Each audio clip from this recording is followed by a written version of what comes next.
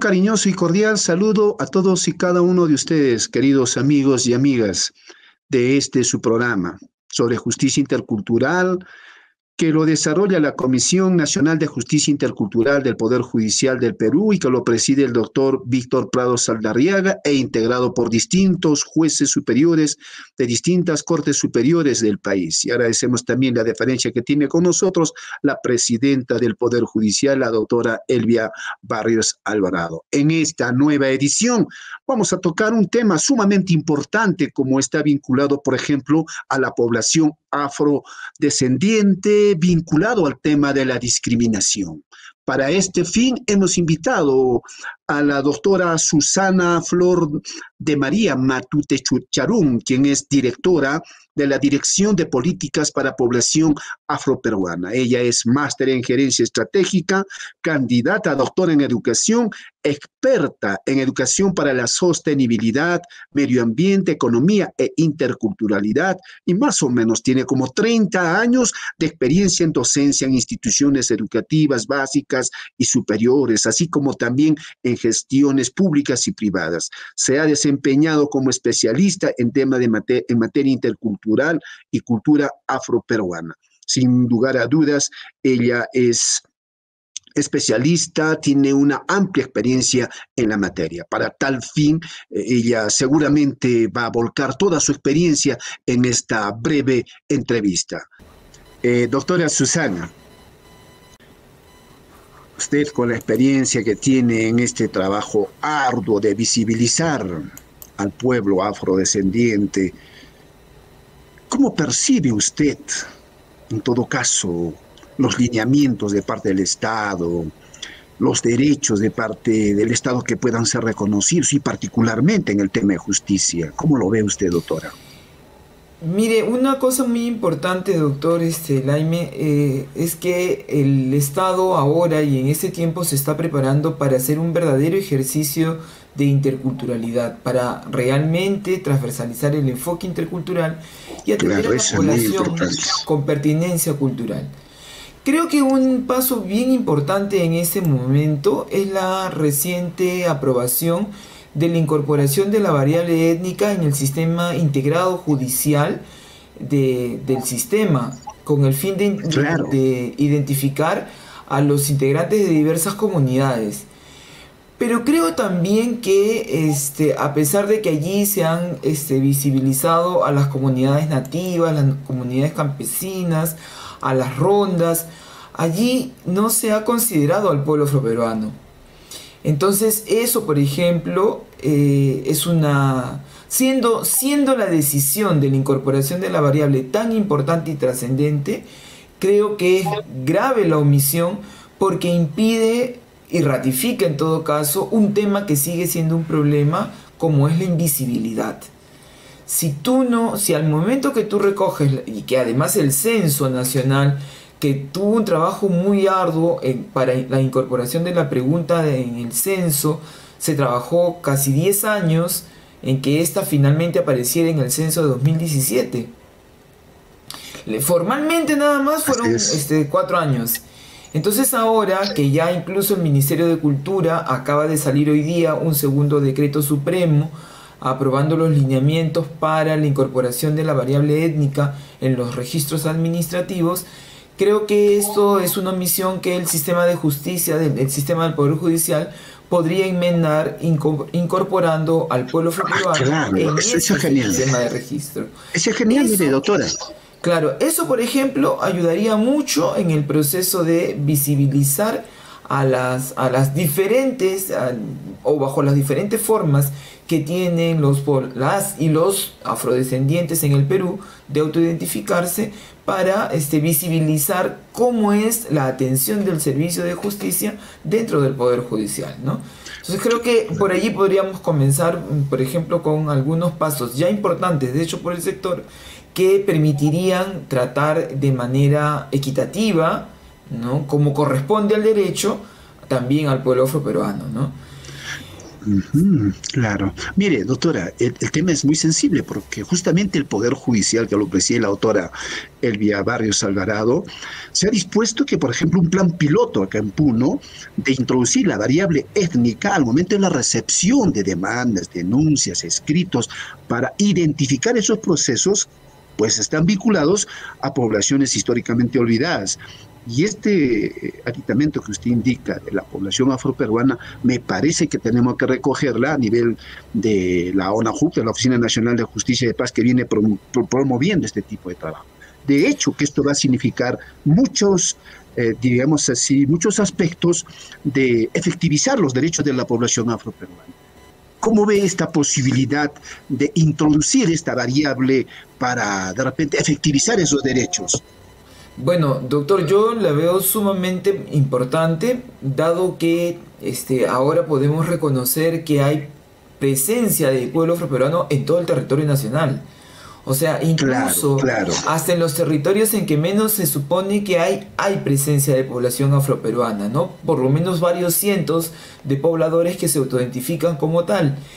Y hay algunas Claro, zonas en las que la gente no supone, no imagina. Por ejemplo, hay una altísima concentración de pueblo afroperuano en San Martín, en Cajamarca, en Loreto, ¿no? Y en esos sitios, por ejemplo, si ustedes hicieran el ejercicio de incorporar al pueblo afroperuano en este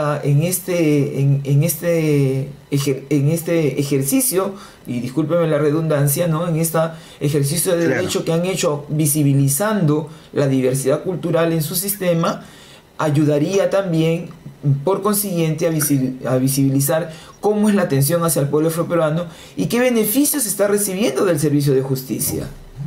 Por ejemplo, el convenio 169, cuando nos dice, en el caso, por ejemplo, de imposición de penas privativas de libertad o distintas a la pena privativa de libertad, nos estaría diciendo también que tratándose del pueblo afroperuano, muy bien podríamos optar por unas penas diferentes, pero parece que esto no se conoce por los abogados, por los fiscales, por los jueces, y generalmente le damos un trato cual si tuviese las mismas condiciones de otras personas que radican en las ciudades.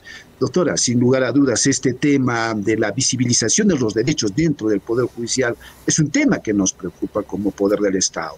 ¿Usted considera que hay algunas limitaciones que presenta el Poder Judicial para hacer realidad de repente esta variable étnica desde su propio punto de vista?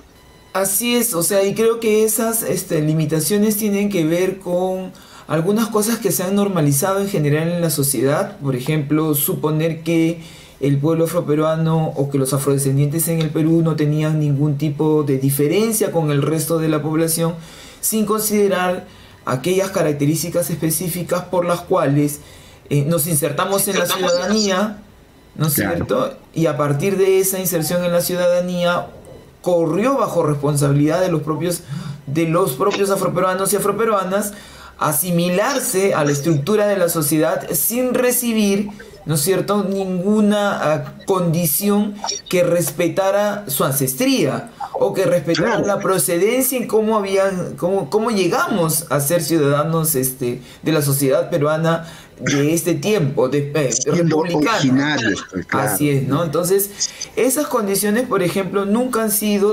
asunto ni tema a ser tratados por espacios como el Poder Judicial. Y no solo el Poder Judicial, es un tema en general del Estado, ¿no? Es un tema de Claro, cómo el Estado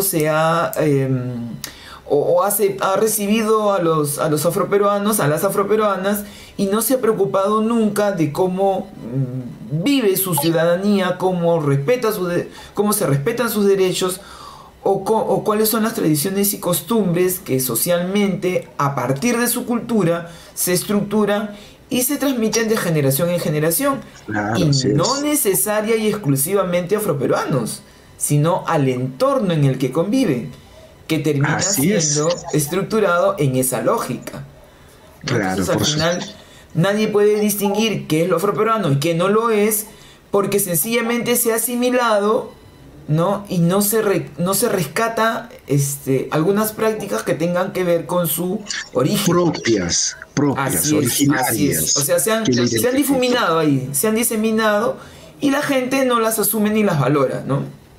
¿Qué hacer, doctora, para construir esa identidad afroperuana propia de una nación en formación como es el Perú?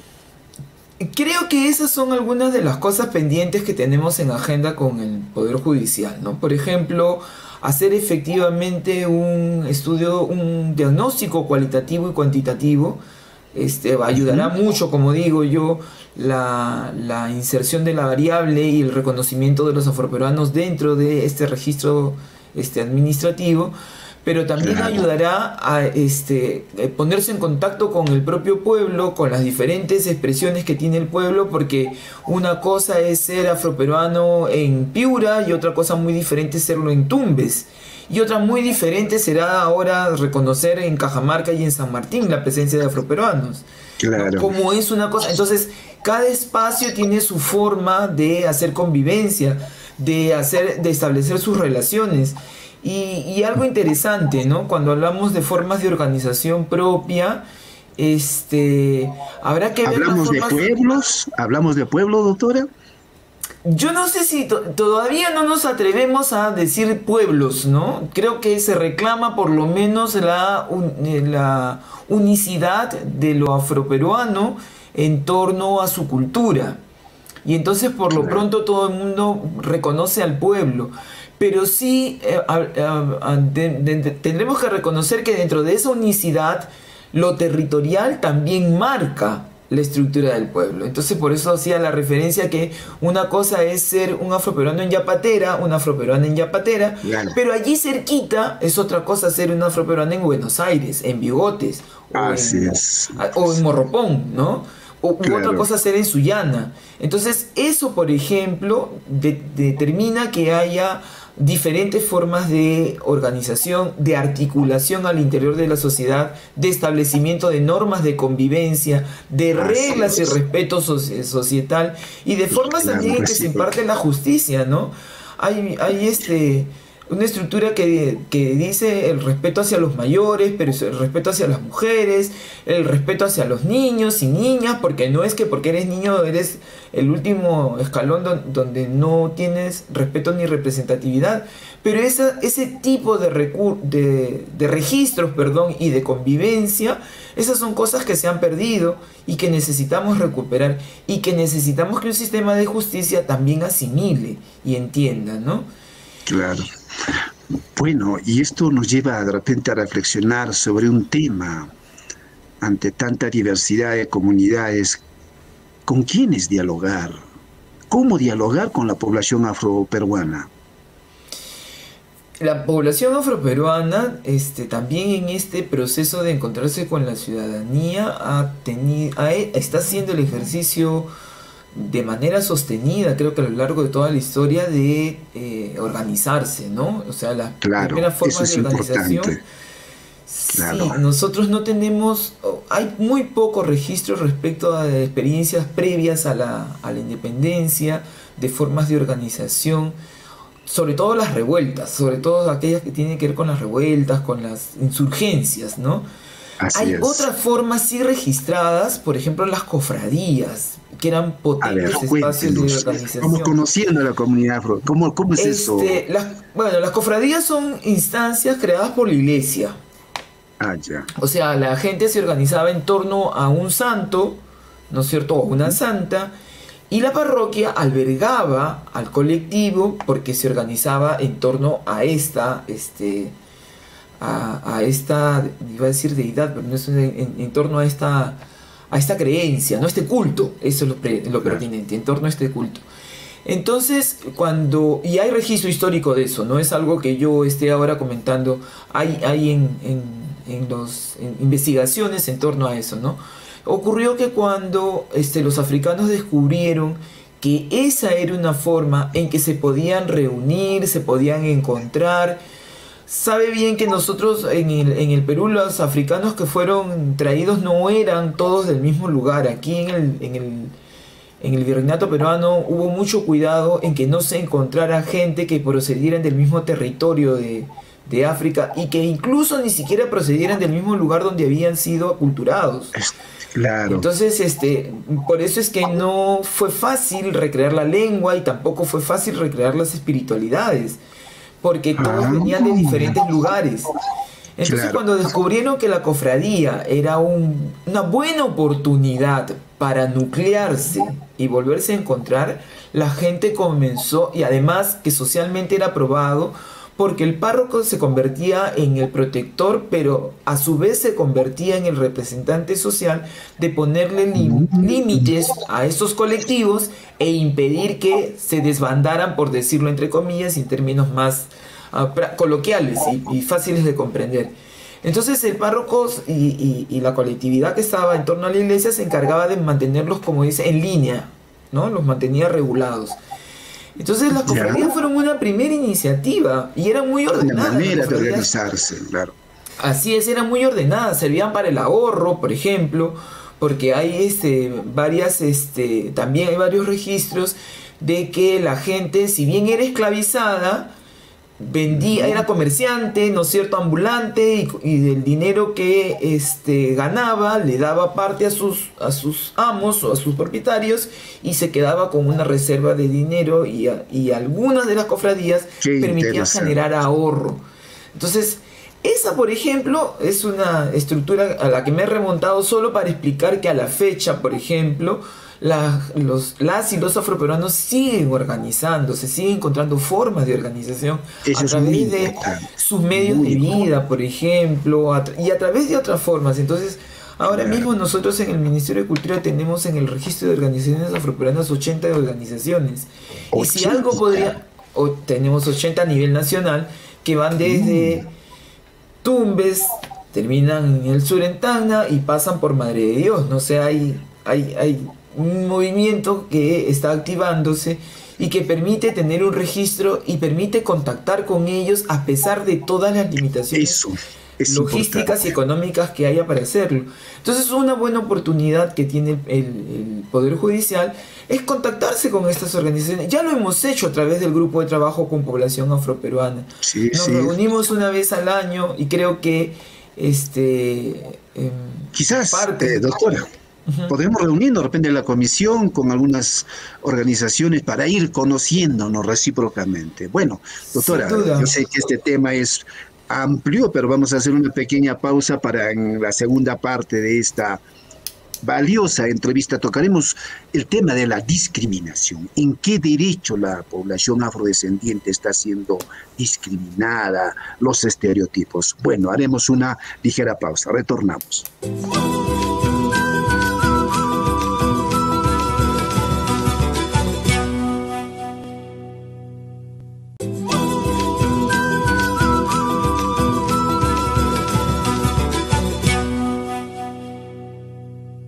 Retornamos en esta segunda parte con Susana Matute Charún para tocar el tema relacionado a esto que siempre hemos hablado: la discriminación, la marginalización, la invisibilización, hasta el desprecio, diríamos así.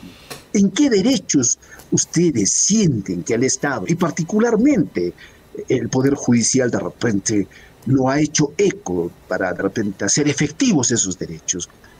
Sus respuestas de repente al respecto, doctora Susana. Bien, creo que parte de las cosas en las que requerimos también utilizar la investigación es en tener evidencia de algo que nosotros en cultura tenemos como registro, ¿no? Claro. Uno de los sitios donde la gente ha sentido mayor discriminación es precisamente en las comisarías. Y la comisaría es, como quien dice, el primer ratio en el proceso del acceso a la justicia. Claro, entonces, es la puerta de entrada, pues. La puerta de entrada. El sistema de justicia.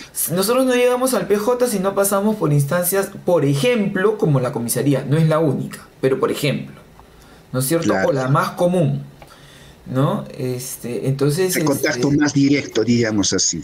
Así es. Inicial. Entonces, efectivamente, y entonces en ese espacio, por ejemplo, aplicada una encuesta hace unos 3 años atrás, el resultado Ya. decía que la mayoría de personas sentía que ese era un lugar de discriminación y de Por ejemplo, discriminación racial. ¿Por qué? Porque cuando llega alguien con determinado fenotipo, ¿no es cierto? Ya está instalado en el servidor, en el funcionario que te va a atender, algunos prejuicios que te indican o que te inclinan a tratar a una persona de tal o de cual manera. Respecto de esos prejuicios, obviamente, pueblos indígenas y pueblo afroperuano suelen ser los más vulnerables. y Cuando llega particularmente las mujeres, las mujeres, los hombres y las mujeres, es diferente el prejuicio respecto de hombres y de mujeres, ¿ah? a ver, No a ver, todos son, no todos son o somos igualmente víctimas en torno a la denuncia que uno va a poner. claro, así es. Por ejemplo, una mujer afroperuana negra que vaya a poner la denuncia por haber sido víctima de algún tipo de violencia sexual, tendrá primero que soportar la duda, ¿no es cierto?, de que si ella no provocó la violencia sexual. Mm, Pasa con todas las mujeres, pero se agudiza con el racismo. se Porque se espera que las mezcla. mujeres, claro, se espera que las mujeres afroperuanas y negras se supone, ¿no?, que tengan determinada conducta que haga natural que sea víctima de ese tipo A eso le de llamamos el violencia. sexismo, doctora, le llamamos eso el sexismo. El sexismo es que todas las mujeres puedan ser tratadas de tal o cual manera porque son mujeres. Claro, Pero si al sexismo le agregamos racismo, es que estas mujeres en ya, esto. particular sean tratadas porque son tales o cuales. ¿De Sí, acuerdo? pues, sí, sí, muy Entonces, claro, muy claro, es sexismo y racismo.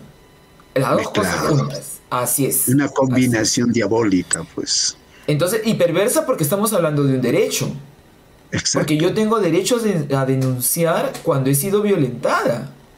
ciertamente. ¿Ya? Y si el Entonces, Estado no reacciona inmediatamente, se agudizan las cosas, y porque podemos estar supongamos, buscando a la víctima convertirla en culpable.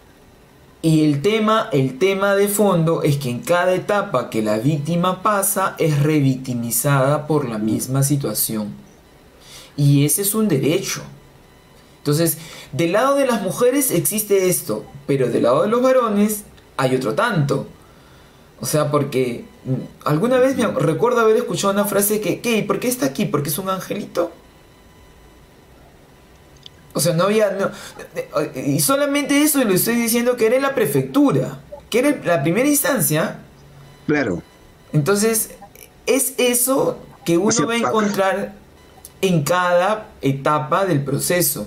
Yo sé que algunas etapas corresponden al Poder Ejecutivo y otras corresponden al Poder Judicial, pero es un continuum.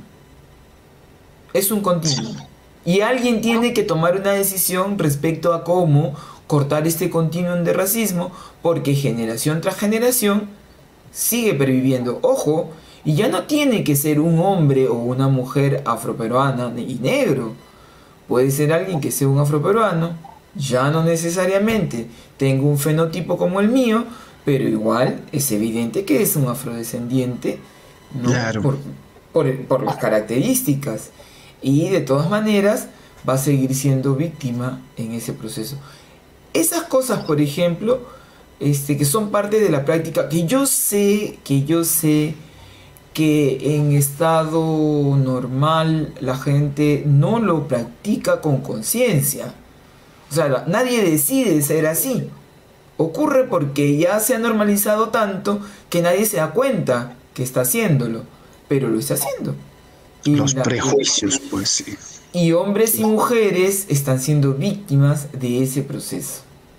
En el diario quehacer, en la cotidianidad, vamos viendo pues que se ha normalizado aquello que pensábamos que en el año 1854, luego de la abolición de la esclavitud, pareciera pervivir esas viejas prácticas de diferenciar a los hombres o mujeres entre blancos y negros. Blanco Sí, que corre en la calle, atleta. Hermano afrodescendiente que corre en la calle, se presume que está escapando de un robo. Esas cosas se han ido así es. normalizando. Y se han convertido en motivo de chistes y la gente se ríe. Y cuando tú sales y reclamas... Yo estoy segura que si el Poder Judicial toma una decisión como esta, alguien le va a preguntar, ¿pero solo por el color de la piel? No, no es por el color de la piel. Es por las condiciones en las que vive la gente a partir de el color de la piel. Sí, ¿Ya? pues. No es que por el... No, no, no, no, no. Ese no es el tema de fondo. El tema de fondo es la situación en la que vive la gente precisamente por esos criterios, ¿no? Entonces, y van a poner, por ejemplo, siempre casos de individualidades, por supuesto que los hay. Claro. ¿Ya? Y por supuesto que esos son rescatables y nos sirven, ¿no es cierto?, de elemento de juicio y de paradigma para avanzar. Pero no es esa la regla, ¿no? No es lo que acompaña a todo el mundo o que todo el mundo se vive igual, ¿no? Sí, pues. Entonces, esos sí son derechos, por ejemplo. Eso, porque uno tiene derecho a autoidentificarse y tiene derecho a ser respetado a partir de su autoidentificación. Y esos son derechos que no son conculcados, son vulnerados. Que son vulnerados permanentemente. Y que sí creo que el Poder Judicial puede ayudar a visibilizar dentro del sistema de administración de justicia, ¿no? Hacer que baje la discriminación para que también la gente se acerque al sistema. Eso también está históricamente probado. Y ahí está registrado, ¿no? En los propios anales del sistema de justicia. Cuando los afroperuanos encontraron que la justicia les servía para liberarse de la sevicia de sus amos, apelaron al sistema de justicia. Pero ahora que el sistema de justicia presenta algún tipo de prejuicios, la gente se aleja. Claro, ¿ya? Tiene razón. Pero hay antecedentes. No confía en el sistema. Así es, porque el sistema le muestra su prejuicio primero y entonces uno no confía en que haya un verdadero ejercicio de justicia, ¿no? ¿Y usted cómo considera las limitaciones o tal vez algunos factores que hacen que de repente estos derechos que se conculcan a la población afroperuana, cómo podemos evidenciarlo? ¿Qué factores están influyendo en este caso? Creo que un tema muy importante tiene que ver con la posibilidad que tenemos de dialogar sobre este tema. O sea, por ejemplo, generar espacios de formación, de información, de aprendizaje, de desaprendizaje de algunas cosas. Eso sería fundamental. O sea, la primera cosa es tener evidencias. Así es. Sin duda. Pero la siguiente es dialogar sobre este tema. O sea, darnos el espacio y la oportunidad. Así es, de decir, mira, yo estoy de acuerdo con esto o no estoy de acuerdo con esto. Y cada uno comenzar a poner sus ejemplos y comenzar a interactuar de manera que nos sinceremos. De pronto, mi punto de vista es muy extremo o sea percibido como muy extremo, pero también necesito saber por qué razones el otro tiene esa percepción. Y ponerle evidencia también, mira, hay este grupo de gente que no puede acceder a lo que tú ofreces porque no confía en ti. ¿Qué hacemos con eso? Entonces yo sí creo que es necesario, así es, como nuestra conversación, como esta oportunidad de dialogar, donde usted... Yo encantado, doctora, encantado de hablar con usted. Claro, pero usted ya viene con su curiosidad y dice, ¿y esto cómo lo hacemos? ¿Cómo resolvemos? Pero Claro, tú me dirás, pero eso ya está resuelto. Así es, pero eso ya está resuelto. Yo le digo, sí, probablemente hay una solución, pero no es suficiente. Así es. Pero todos somos iguales, correcto, todos somos iguales, pero no somos tratados de igual manera. Pero tráeme casos, pero es que la gente no va a traer los casos hasta que no encuentre un servicio amigable para poner sus casos allí. Porque si yo voy a venir y de plano van a entrar con esta línea de prejuicios, me voy, porque sé que allí no voy a... No me van a entender. Así tenga la razón. Entonces, necesitamos dialogar sobre eso. Dialogar, conocernos, como diríamos en el tema de justicia intercultural, por ejemplo, con las comunidades, hay que empezar ese proceso de acercamiento, si vale el término, de enamoramiento, de convivencia. Así es. Doctora, ambos estamos en un sistema que no planificamos, pero podemos ayudar a cambiar. Eso sí, sí, hay mucho que cambiar. Ya de repente en la parte final me hace recuerdo, doctora, usted de repente ese memorable discurso de Martin Luther King, yo Ujú. tengo un sueño, ¿no? Y Sí. hablaba pues del pagaré sin fondos que la sociedad norteamericana les había girado y que no había cumplido. En el Perú, ¿también hay ese pagaré sin fondos, doctora? Es más, nunca se pensó. Aquí nunca se ha pensado. O sea, algo y en ese momento hay un joven que está trabajando un documental muy interesante, pero que además todo el mundo reconoce cuando se pasó a la abolición del esclavismo, los que recibieron reparación fueron los esclavistas. Los esclavizados y las esclavizadas no No, recibieron claro. nunca un sol y nunca ha habido una acción reparativa. Ahora nos encontramos formulando una política, pero hay mucho más que se puede hacer, una política nacional para el pueblo afroperuano, pero hay muchas más acciones afirmativas, estrategias, planes y programas que podemos trabajar en conjunto. ¿Y cuál es el sueño que tiene Susana respecto de lo que puede hacer el Poder Judicial? Bueno, en principio ¿Qué que hagamos sueño, realidad. Susana? Bueno, yo comenzaría por decir que si esta visibilidad estadística se cumpliera ya tendría el principio, la mitad del sueño cumplido.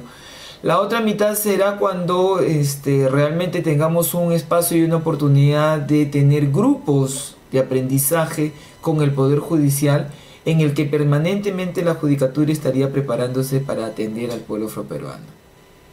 Eso es muy importante, ciertamente. El Poder Judicial no solamente tiene la Comisión Nacional de Justicia Intercultural, sino también hay, por ejemplo, la Comisión del Plan Nacional de Acceso a la Justicia también, por ejemplo, Ujú. los famosos gestores, si mal no recuerdo, judiciales, que muy bien podrían ustedes también articular con el Así Estado, ¿no? es, así es. Bueno, el tema es bastante interesante, pero ahora toquemos un poco quizás el tema relacionado a los penales. En los centros penitenciarios, usted conversó con la población afroperuana, ¿qué le dicen?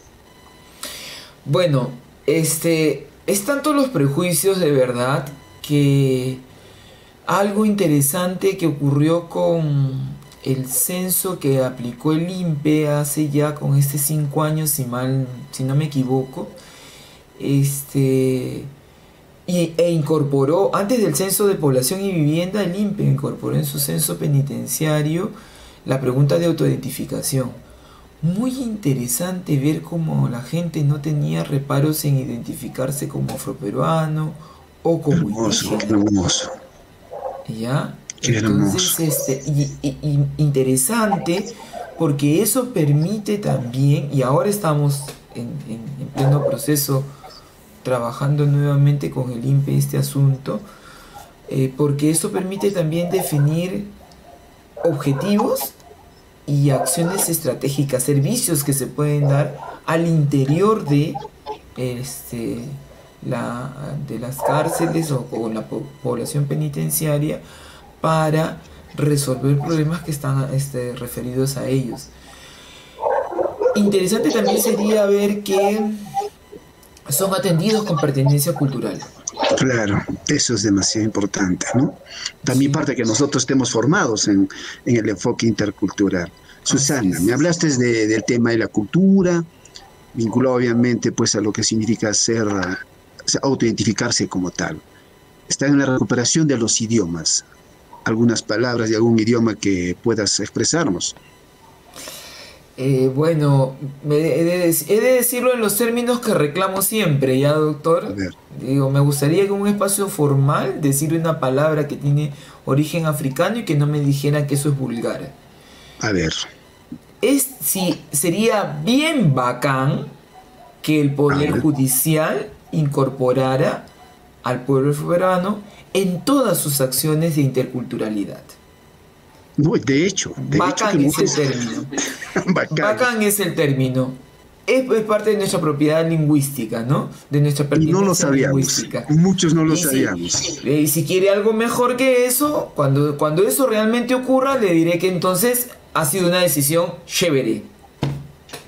Qué hermoso, Susana. Estuvo con nosotros Susana Matute Charum, siempre tan prometedoras palabras para la realización y efectividad de los derechos de la población afroperuana. Gracias, Susana, por tu tiempo. por generar espacios de reflexión y puentes de comunicación entre la población afroperuana y el Poder Judicial del Perú. Te agradecemos desde esta comisión que lo preside el doctor Víctor Prado Saldarriaga. Muchas gracias, Susana. En tus palabras finales. Muchas gracias, doctor Laime, y mi saludo al doctor Prado Saldarriaga, siempre por este espacio que hemos generado y que sin duda seguiremos consolidando en tanto y en cuanto estemos aquí, y desearle a toda la audiencia del canal judicial que disfruten este junio, que es el mes de la cultura afroperuana. Muchas gracias, un abrazo. A ustedes. Estuvo con nosotros Susana Flor de María Matute Charún tocando un tema, población afrodescendiente y discriminación. Sin lugar a dudas, hay muchos temas para reflexionar. De repente hay que hacer una mea culpa en el Poder Judicial o en todo el sistema de justicia. Nosotros muy complacidos de su preferencia, sin lugar a dudas, nos va a llevar de repente a nuevos niveles de reflexión. Será hasta una próxima edición. Un cordial y cariñoso saludos a todos y cada uno de ustedes.